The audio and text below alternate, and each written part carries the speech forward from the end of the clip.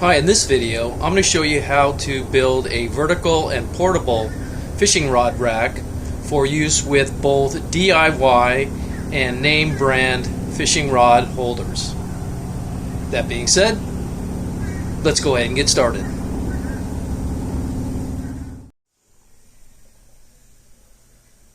These are the main parts I'm going to be using in this project. This is a DIY rod holder that I made. This is the lower section. And this is the upper section here. It's got a slit along with some pipe insulation in there. And I'm going to include the two links I used for that project, as well as another link that shows an updated and cleaner version of the bottom portion of the rod holder. And then also I'm going to use some pre-made ones that I've collected over the years, because it'll save time and money just to go ahead and bolt those on. And then I will make the top section to go with these. And then the last thing will be these inexpensive casters that I got at Harbor Freight.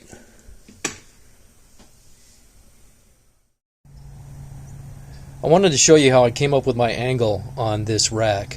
Now, I didn't measure the angle by itself. What I did was I took a series of cuts until I saw which angle I liked. So this is basically what I ended up doing.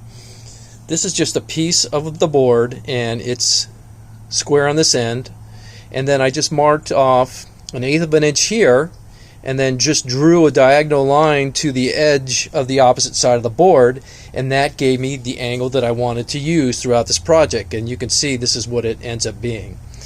Now you can use whatever you want, but I just did it by eye, and that's how I decided to do it.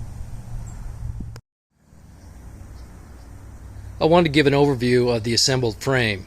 Now, disclaimer, because of the quality of the wood as well as the tools, being a garage engineer, not all the cuts are completely flush, but considering it's just being used to hold rods, it'll be just fine.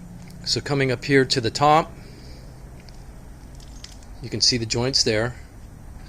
And moving down to the bottom, there's the lower joints.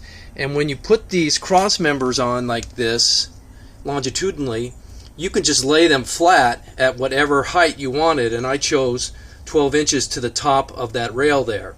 And it makes it much easier if you turn it on its side when you go ahead and attach them.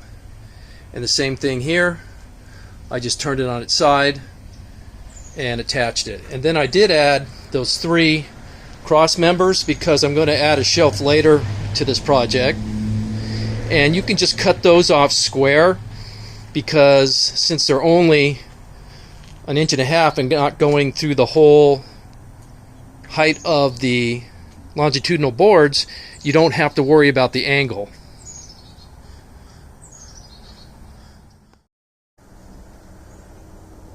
I wanted to make sure I was clear about which sections of this rack had the 1/8 inch end pieces shaved off, and it was the 2 top 14-inch pieces, and the angle is facing towards the center of that section.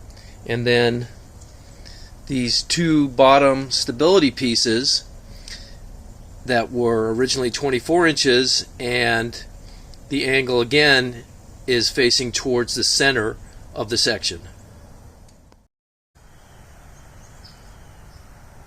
This is the assembled rack, and I wanted to go over some of the dimensions I used for my project.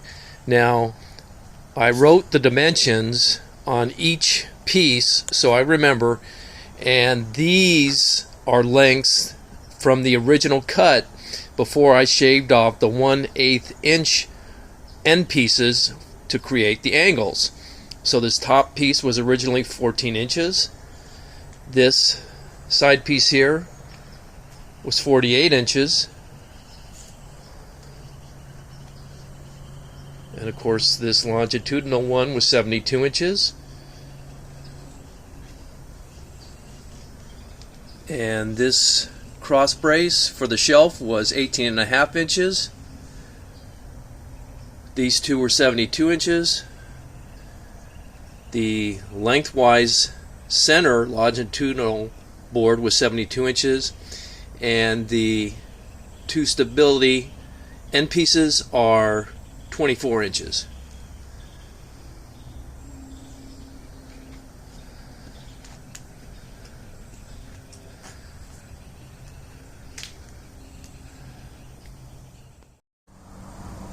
This is the finished, assembled, and painted rack, and I ended up adding 2 shelves to it, and nice coat of paint always hides a lot of the imperfections on designs.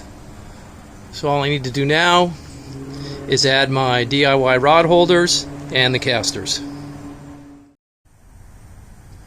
This is the completed project with both the DIY and the purchased rod holders installed along with the casters. So on this side are the DIY holders that I made. Those are the lowers and the uppers.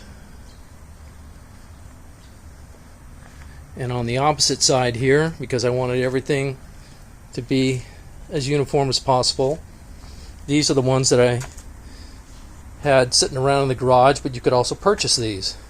And I evenly spaced those, and I did have to make the top section in order to rest the rod there.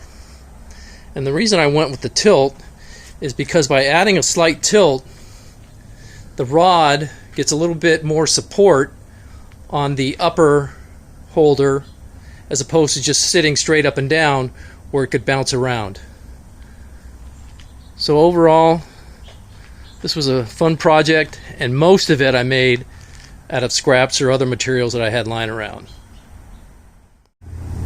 So that's it. If you have any questions, please leave them for me in the comments. Thank you.